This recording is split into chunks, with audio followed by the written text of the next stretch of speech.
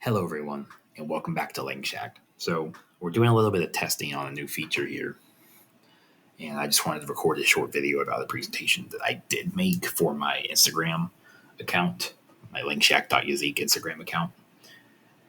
And this is a really common verb in Lenape. Lenape is the native language of the entire state of New Jersey, New York City, as well as the western part of Long Island and Philly, as well as the entirety of Delaware, I believe, or most of it anyway. So this verb here, kàski, means to be able to or can. So we're just going to go over the singular, the affirmatives, and the negative forms of this. So the first person singular typically starts in an sound. So nkàski, alënixsi, I can speak Lenape. Now, this is a lot more shrouded in mystery right now for me because I have no clue what ku is. I've only been learning this language for 10 days, so I don't know exactly what ku is. Ku, as well as mata, can both be negative forms. However, I'm not exactly sure how ku differs from mata or what if there's any difference at all. But ku in kàski alënixsi means I cannot speak Lenape, or I cannot eat meat would be ku in kàski mitsi. And then the second person form, so ki just simply means you, the second person singular form. And then you have the word konaèt, which means perhaps or maybe. There's a lot of different synonyms for this specific word.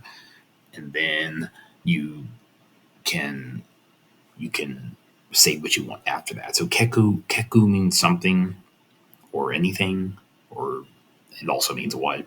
And luwe means to say, or luwe. So konaèt kàski kèku luwe. Maybe you could say something.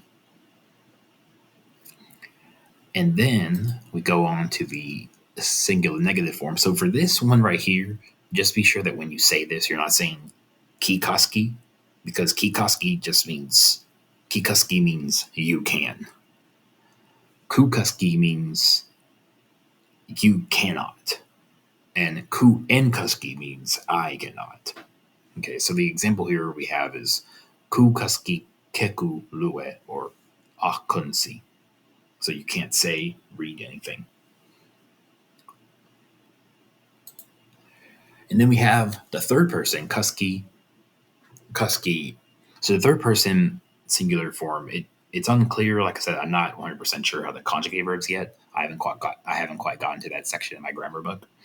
But kàski kita nungsu. Kàski kita nungsu. He or she can get very mad. So kita nungsu, I'm not sure if this is the full form, but this is an attested phrase that means he or she can get angry.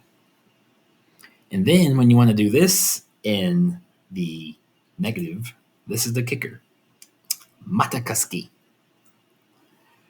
Mata kàski mitsi.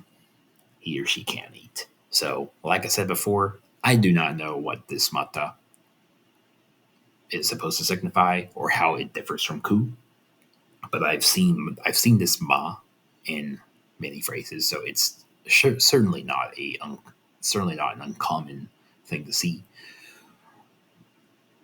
But there's certainly a difference between ku and mata. Like, why can't you use mata for ku?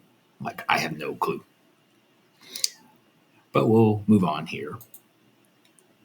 So if you want to do a question form, and this is just a general question particle, you can use this. Can be hetch and it can be hutch. So kàski hutch, and you don't have to put in, can you cook? You don't have to, or can he cook? You say kàski hutch salapona. Can you make fry bread? Hutch. You can also say hutch, and then salaponhe, fry bread. Fry bread is like It's like it's an indigenous dish. It's an indigenous bread that you can find pretty much anywhere in a lot of different nations you could find it. But I'm not. I want to make the Lenape version, so I'll make that at some point and take a picture. And then kàski Lenape grammar. So I could have sworn I had another. Could have sworn I had another slide here about animals. Chameleon. Yeah, because you could say kàski Kushameliok Achtuok, which means the deer can run fast. So in that phrase, kàski goes up the front. And you could say Kashame. Kashame is running fast. And then Heliok is like, yok is a is a plural marker that you can put at the end. But for the verbs here, it's just that the deers can run fast. And Atu is a deer, and Atuok is more than one deer. So it's just an example here, but we'll be making a lot more presentations like this coming up. So stay tuned.